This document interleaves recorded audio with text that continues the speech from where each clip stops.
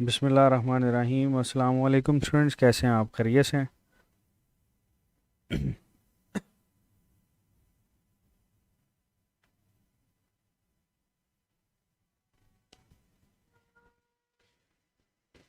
जी बेटे, कैसे हैं आप? खैरियत से हैं? आवाज़ आ रही है आपको?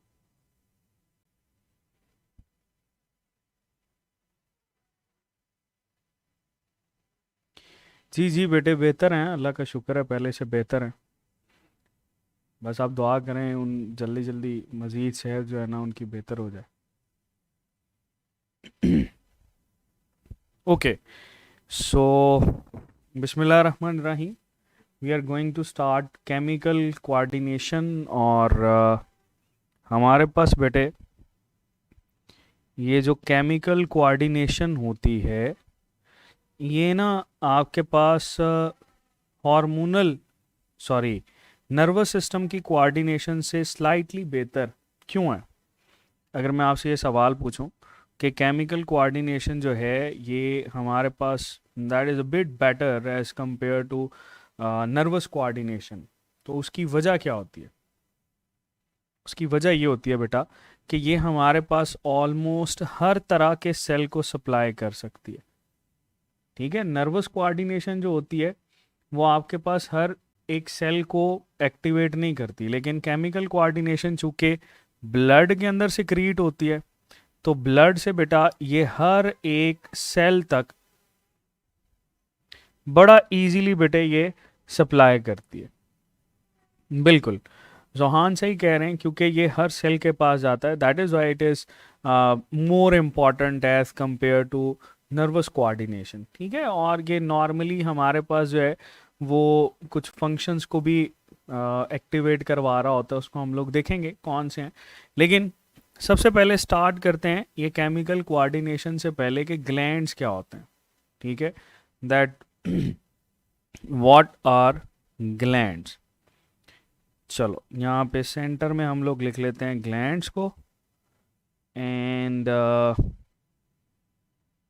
आपको पता है कि ग्लैंड्स हमारे पास ऐसे स्ट्रक्चर्स होते हैं जिनमें सिक्रेटरी एबिलिटी ज़्यादा होती है। ठीक है, चलो हम स्टार्ट ये क्वेश्चन से करते हैं। अगर मैं आपसे पूछूं कि हमारे पास चार ऑप्शंस हैं। ऑप्शन ए है कि सेल। ठीक है, क्या आपके पास ग्लैंड एक सेल होता है? ठीक है, ऑप्शन बी है that is group of cells. ठीक है, ऑप्शन सी हम लोग कर लेते हैं that is that can be tissue और ऑर्गन। ठीक है, टिश्यू या ऑर्गन। और ऑप्शन डी हम कर लेते हैं that is all of these. ठीक है, सवाल है मेरा कि इनमें से which one of the following is a gland? कौन सा जो है ये हमारे पास ग्लैंड को जस्टिफाई करता है? ठीक है, मैं सिंपल ग्लैंड की बात कर रहा हूँ। एंड वी नो दैट कि ग्लैंड्स के पास बेटे सिक्रीटरी एबिलिटी ज़्यादा होती है। ठीक है, सिक्रीटरी एबिलिटी इनकी ज़्यादा होती है, और इनकी सिक्रीटरी एबिलिटी ज़्यादा होने की वजह क्या है? Because they contain larger number of Golgi apparatus. तो जिनके पास गोल्जी अपरेटस जो हैं वो ज़्यादा नंबर में होंगे, वही बेटे आपके पास ग्लैंड्स कहलाते हैं, and they have secretory ability in it. बिल्कुल, ज़्यादातर बच्चों का आंसर ये है कि डी। ठीक है, कि डी ही आपके पास जो है बेटा ग्लैंड हो सकता है। जैसे बहुत सारे सेल्स हमारे पास होते हैं जो कि बेटा ग्लैंड के तौर पर एक्ट करते हैं। जैसे आप लोगों ने सिंपल सा पढ़ा होगा, दे आर गोबलेट सेल्स। ठीक है, देयर आर गोबलेट सेल्स, ये आपके पास म्यूकस से क्रिएट करते हैं। ठीक है, गोबलेट सेल से आगे चलें तो आप लोगों ने इसके साथ मिलते जुलते एक और सेल पढ़े होंगे, दे आर जी सेल्स। और ये जो जी सेल्स होते हैं बेटा ये गैस्ट्रिन से क्रिएट करते हैं।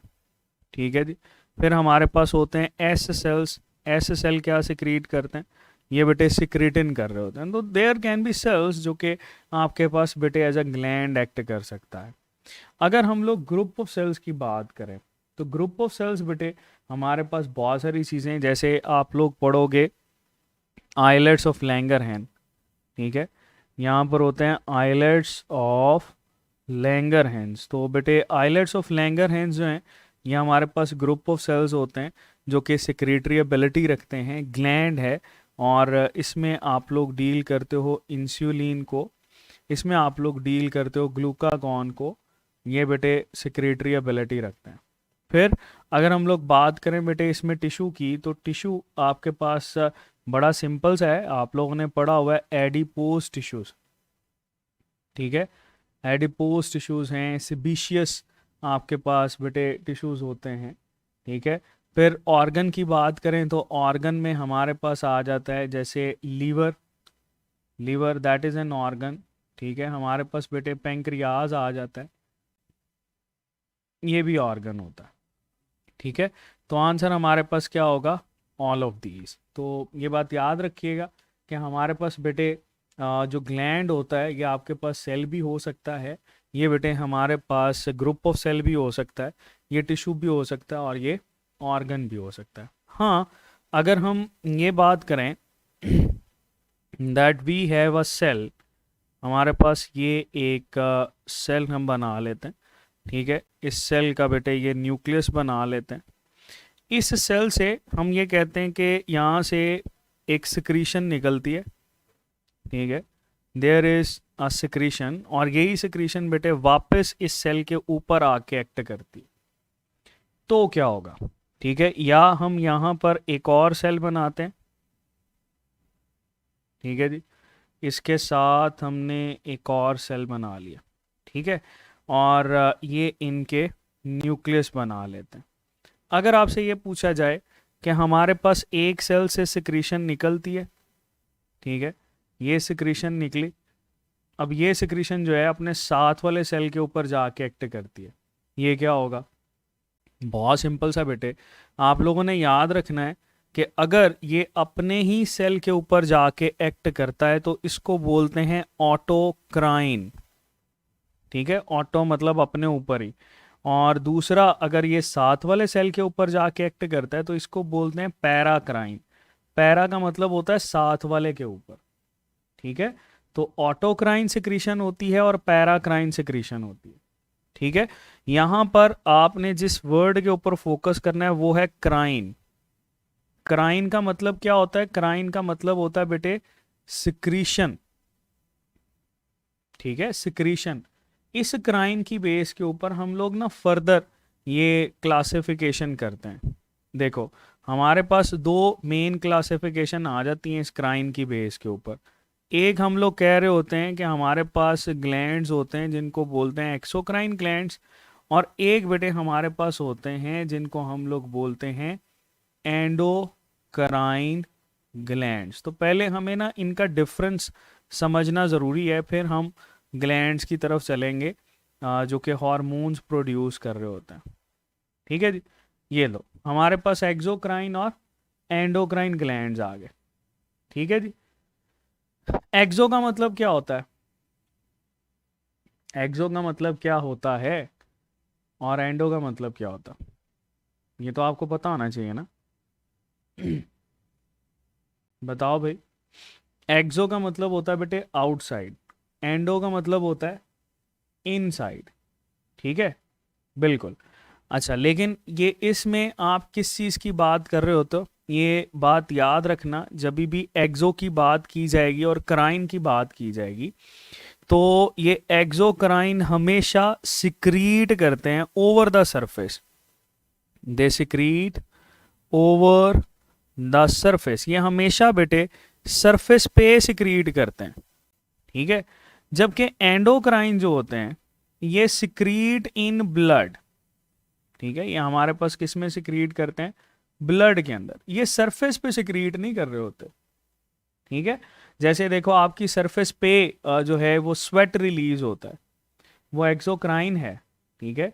और अगर एयर कैनाल जो आपकी कान की कैनाल होती है उस पे कोई सिक्रीट होता है तो वो भी क्या है, सरफेस पे सिक्रीट हो रहा है ना, ठीक है।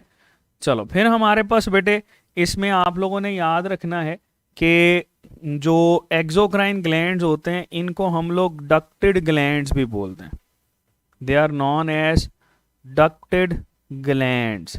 जो एंडोक्राइन होते हैं बेटा, इनको हम लोग बोलते हैं ductless glands. They are refer to as ductless glands. ठीक है, तो इसी वजह से हम लोग ये कहते हैं कि जो डक्टेड ग्लैंड्स होते हैं ये सारे के सारे एक्सोक्राइन, जो डक्टलेस होते हैं ये एंडोक्राइन। और हॉर्मोन्स की जो टर्म बेटे यूज की जाती है वो स्पेसिफिकली एसोसिएटेड होती है with reference to endocrine. Hormones की टर्म जो होती है ना, ये हम लोग स्पेसिफिकली यूज कर रहे होते हैं विद रेफरेंस टू एंडोक्राइन। ठीक है, लेकिन अगर आप एक्सोक्राइन की बात करोगे तो इसका नाम जो है वो स्पेशल नेम या जूसेस की टर्म हम लोग यूज करते हैं, या तो जूसेस या कोई बेटे इसमें स्पेशल नेम इसके साथ यूज किया जाता है। ठीक है, देखो हम यहाँ पर ऐड कर सकते हैं कि हमारे पास इसमें सलाइवा, ठीक है, देयर इज सलाइवा। सलाइवा जब भी आएगा एक्सोक्राइन सेक्रेशन है। या आप बात करते हो गैस्ट्रिक जूस की, ये गैस्ट्रिक जूस हमेशा हमारे पास क्या होगा, एक्सोक्राइन है। फिर पैंक्रियाटिक जूस, ये भी बेटे हमेशा हमारे पास क्या है, एक्सोक्राइन होता है। फिर आपके पास बाइल की बात करें, ठीक है, ये भी क्या है, एक्सोक्राइन है। फिर बेटे आप टीयर की बात करो, एक्सोक्राइन है। स्वेट की बात करो, एक्सोक्राइन है। ईयर वैक्स की बात करो, एक्सोक्राइन है।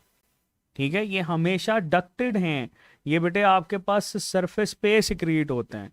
लेकिन हॉर्मोन्स जो होते हैं बेटा, ये हॉर्मोन्स हमारे पास किसके साथ एसोसिएटेड होते हैं, हाँ, they are associated with endocrine glands. ठीक है, और हम इसमें ये मेंशन करते हैं कि हॉर्मोन्स हमारे पास जितने भी हैं ना, ये स्पेसिफिकली रेफर किए जाते हैं एज ऑर्गेनिक नेचर। इनको कहा जाता है कि ये हमारे पास कौन सी नेचर रखते हैं, ऑर्गेनिक नेचर रख रहे होते हैं। क्लियर, तो ये हमारे पास बेटे एक्सोक्राइन और एंडोक्राइन। क्लियर। अच्छा, एक और चीज़ ऐड करते जाओ अगर आप ऐड करना चाह रहे हो तो, क्योंकि अभी आपने प्रीवियसली डाइजेस्टिव सिस्टम पढ़ा हुआ है तो उसके लिहाज से आपको पता होगा कि ये जो एक्सोक्राइन होते हैं ना, दे आर मोस्टली एंजाइमेटिक।